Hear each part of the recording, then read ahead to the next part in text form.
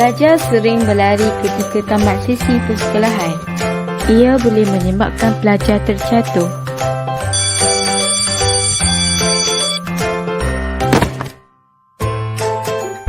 Dan akan mengalami kecederaan pada bahagian kaki. Setengah pelajar akan berlari ketika menaiki tangga. Ia boleh menyebabkan pelajar jatuh tangga. Kemungkinan kecederaan yang serius boleh berlaku kepada pelajar. Padang sekolah juga adalah kawasan yang sering berlaku kemalangan. Pelajar lelaki sering bermain di tiang gol. Ia boleh menyebabkan kematian berlaku. Selain kematian, kecederaan yang parah juga boleh berlaku. Pelajar tidak digalakkan berada di dalam stor sukan bersendirian. Pelajar perlu diawasi oleh guru ketika berada di dalam stor sukan.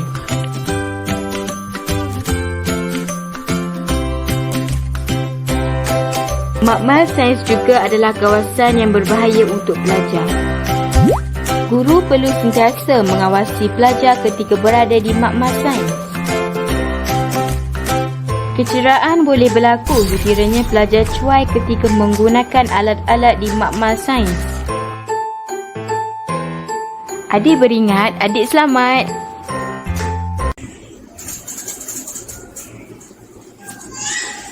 Okey, bercakap mengenai situasi selamat dan tidak selamat di sekolah ini. Di sekolah ini banyak benda, perkara-perkara yang ada yang selamat, ada yang tidak selamat. Jadi nanti kita tengok pada seterusnya. Ini ada permainan, tapi memandangkan permainan tak dapat mainkan dalam masa yang singkat ni. Jadi I just give you the picture. And then teka jika gambar itu adalah selamat, situasi dalam gambar itu adalah selamat ataupun tidak. Okey, kita pergi ke gambar yang pertama. Okey, ini adalah gambar ni tumbuk ni Apa situasi dia, rasa-rasanya? Okey, mari kita lihat jawapannya. Yes, ianya adalah tidak selamat. Okey. Okey, itu gambar yang pertama. Tak baik tumbuk kawan.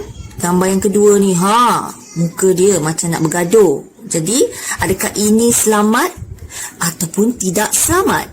Mari kita lihat jawapannya. Yes! Tada! Tidak selamat. Yang ketiga, gambar yang ketiga. There you go. Okay, gambar bergembira, senyum. Ini maknanya apa ni? Selamat ke tak selamat? So, kita tengok apa jawapannya. Selamat. Seronok kan? Ini selamat lah. Gambar ke seterusnya. Cikgu mengajar anak-anak ni di sini. Selamat ke tak selamat? Mari kita tengok. Selamat. Yes, jadi ini ada selamat ya. Senang nak belajar, tak ada orang kacau, cikgu datang mengajar, tenang. Okey, gambar yang seterusnya di kantin. Tengok beratur, pakai mask, jaga jarak. Adakah ini selamat? Kita tengok jawapannya. Tada! Yes, ini adalah selamat. Dan kita tengok pula gambar yang seterusnya selepas ini. Gambar di kantin, baling-baling makanan. Adakah ini selamat? Okey, mari kita tengok jawapannya. Tada! Yes, ianya tidak selamat. Ya, tak baik main baling-baling macam tu. Nanti makanan jatuh, terslip jatuh atas lantai. So, ini gambar yang seterusnya. Naik tangga, beratur. Adakah ini selamat? Tengok jawapannya. Tada! Yes. Ini adalah selamat. Okey, awak beratur elok-elok, naik tangga, tak adalah terjatuh ataupun senandung apa ke, kan? Okey. And then ni gambar naik tangga ni. Tangga tengoklah, tengok dia main di tangga. Adakah ini selamat? Tak ada cikgu. Ini adalah tidak selamat. Okey. Di kawasan sekolah merupakan tempat berisiko untuk kanak-kanak ketika perjalanan pergi dan pulang dari sekolah, sama ada bersama ibu bapa atau kenderaan awam. Ini Ali. Dia seorang budak yang nakal dan tidak ambil peduli orang sekelilingnya. Apabila habis waktu persekolahan, Ali akan berlari-lari untuk pulang. Ali pulang ke rumahnya dengan menaiki bas. Ketika rakan-rakannya yang lain sedang beratur untuk menaiki bas, Ali akan memotong barisan, berebut dan menolak rakannya untuk menaiki bas. Sudah banyak kali Ali dimarahi oleh pemandu bas iaitu Pak Cik Mat. Tetapi Ali tetap berdegil dan tidak mengikut arahan. Ketika bas sedang bergerak, Ali akan berlari-lari di dalam bas. Ali juga akan berjalan-jalan ke kerusi yang lain dan bergurau dengan rakannya semasa bas sedang bergerak. Ali juga selalu membuat bising di dalam bas dan makan di dalam bas. Apabila sampai di destinasinya, Ali terus melintas tanpa melihat ke kiri dan ke kanan.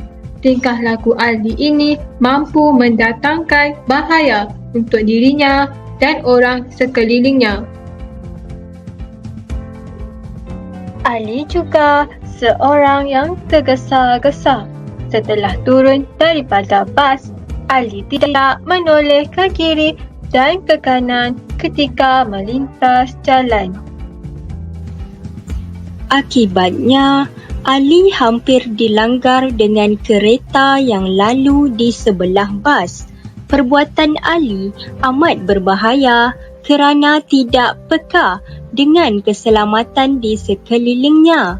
Mari kita belajar 7 langkah mencuci tangan yang betul. Yang pertama, basuh tangan dengan sabun dan air secukupnya. Yang kedua, gosok kedua-dua tapak tangan. Yang ketiga, gosok setiap jari dan celah jari. Yang keempat, gosok kuku di tapak tangan. Yang kelima, gosok belakang kedua-dua belah tangan. Yang keempat, basuh tangan dengan air bersih secukupnya. Dan yang terakhir, keringkan tangan dengan kain bersih. Mudah kan murid-murid cara untuk membasuh tangan yang betul? Baiklah, seterusnya langkah mencuci tangan menggunakan hand sanitizer ataupun cecair pembasuh kuman. Tempoh langkah ini hanya mengambil masa 20 hingga 30 saat. Murid-murid boleh gunakan hand sanitizer atau cecair pembasuh kuman apabila tiada air dan sabun. Yang pertama, tuang hand sanitizer ke tapak tangan kiri, ratakan dengan jari tangan kanan, kemudian lakukan sebaliknya. Yang kedua, gosok kedua-dua tapak tangan. Langkah ketiga, gosok belakang tangan dan celah jari. Yang keempat, gosok setiap jari dan celah jari. Yang kelima, gosok belakang jari kanan ke tapak tangan kiri. Ulang untuk kedua-dua tangan. Dan yang terakhir, gosok ibu jari dengan tangan kiri dalam genggaman tangan kanan dengan memutar dan lakukan untuk ibu jari sebaliknya. Ya, setelah kering tangan anda telah bebas dari kuman. Langkah yang paling penting yang kita perlu amalkan semasa berada di sekolah ialah mengamalkan penjarakan fizikal sekurang-kurangnya 1 meter dengan rakan-rakan lain. ini dapat mengelakkan kita daripada dijangkiti COVID-19. Baiklah murid-murid, itu sahaja buat kali ini. Jumpa lagi.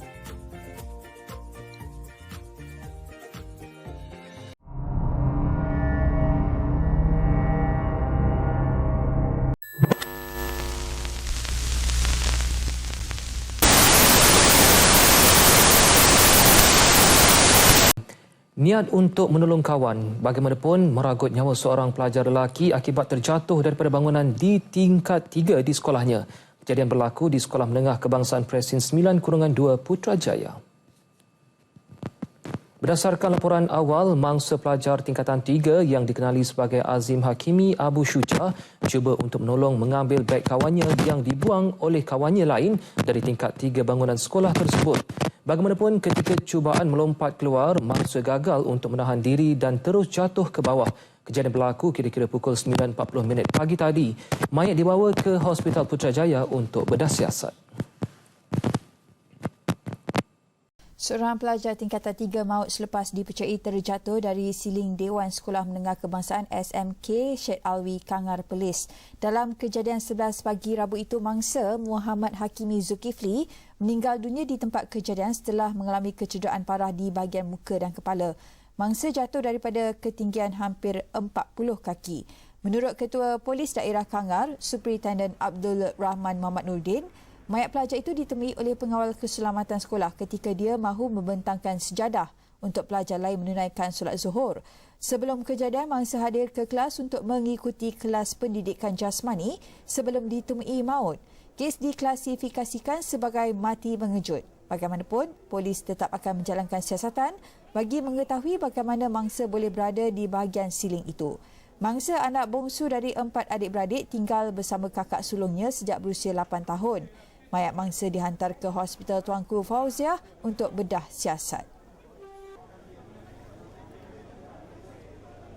Kuching. Hari pertama sesi persekolahan di SMK Putrajaya di Kuching bertukar tragedi apabila salah seorang pelajar jatuh dari tingkat 3 bangunan sekolah tersebut. Kejadian yang dipercayai berlaku sekitar jam 6.30 pagi ketika pelajar berkenaan berada berhampiran bilik darjahnya. Mangsa yang berusia 17 tahun dari kampung Tupong Batu kemudian dikejarkan ke Hospital Umum Sarawak menggunakan ambulans dan keadaan dilaporkan stabil. Ketua Polis Daerah Kuching ACP Awangdin Awang Gani ketika dihubungi mengesahkan kejadian berkenaan dan berkata pihaknya menerima laporan kira-kira 7 pagi tadi mengenai insiden yang menimpa pelajar tingkatan 5 itu. Pelajar lelaki itu juga telah dikejarkan ke hospital untuk rawatan lanjut oleh pihak ambulans yang tiba di tempat kejadian. Setakat ini, kes masih dalam siasatan polis